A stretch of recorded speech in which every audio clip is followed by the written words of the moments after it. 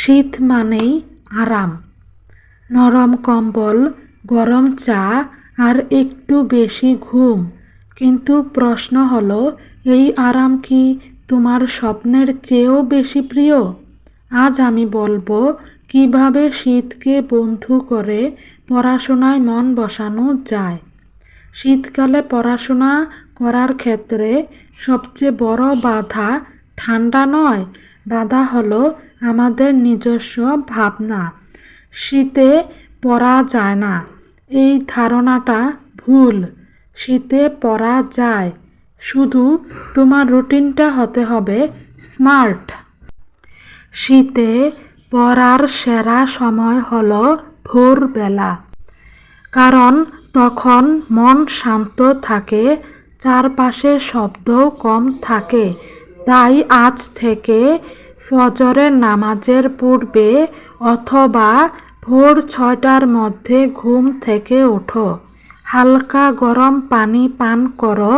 2 থেকে 3 ঘন্টা সবচেয়ে কঠিন বিষয়গুলো পড়ো। মনে রেখো, দিন শুরু যেমন হবে দিনটাও তেমনই যাবে। শীতে বই পড়া বন্ধ নয়, নিজেকে আরামদায়ক করো। উষ্ণ কাপড় পরো, প্রয়োজনে আলাদা শাল বা জ্যাকেট ব্যবহার করো। কম্বলের ভেতরে নয়, টেবিলে বসে পড়ো। পড়ার আগে মাত্র 5 মিনিট হালকা স্ট্রেচ করো, হাত পা গরম করো, গরম পানি বা চা পান করো। মনে রাখবে, শরীর গরম হলে মনও ফোকাসে আসে। পড়ার কৌশল: একটানা অনেকক্ষণ নয়, টাস্ক ধরে পড়ো। তাই আজ থেকে 25 মিনিট পড়া, তারপর 5 মিনিট বিরতি, অর্থাৎ 25 মিনিট পরে 5 মিনিট বিরতি নাও। আজ থেকে 6 ঘন্টা পড়ব এই চিন্তা নয়, 3টা টপিক শেষ করব এই লক্ষ্য রাখো। এই কৌশল শীতে পড়াশোনা করার ক্ষেত্রে সবচেয়ে কার্যকর। দুপুরে হালকা খাবার খাও। অতিরিক্ত ভারী খাবার মানেই অলসতা।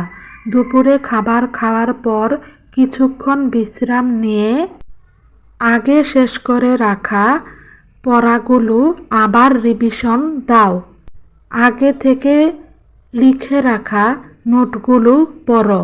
সহজ বিষয়গুলো শেষ করো। শীতের রোদ অলসতার সবচেয়ে বড় শত্রু।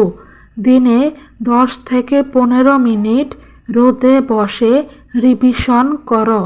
এতে মন ভালো থাকে, ঘুম কম আসে, পড়ার আগ্রহ বাড়ে। রাতের স্মার্ট রুটিন: রাতে পড়াশোনা কম হলেও তা হতে হবে গুছানো।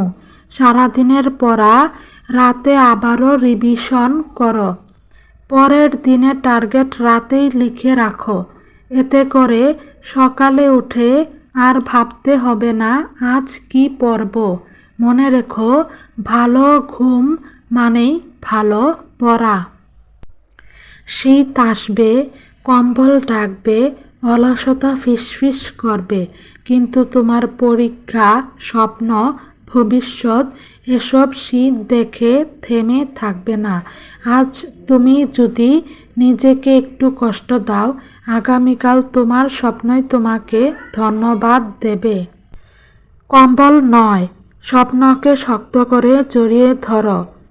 শীত একসময় কেটে যাবে, কিন্তু একটা কথা সবসময় মনে রেখো, আজ তুমি যা করবে সেটাই গড়ে দেবে তোমার আগামীকাল।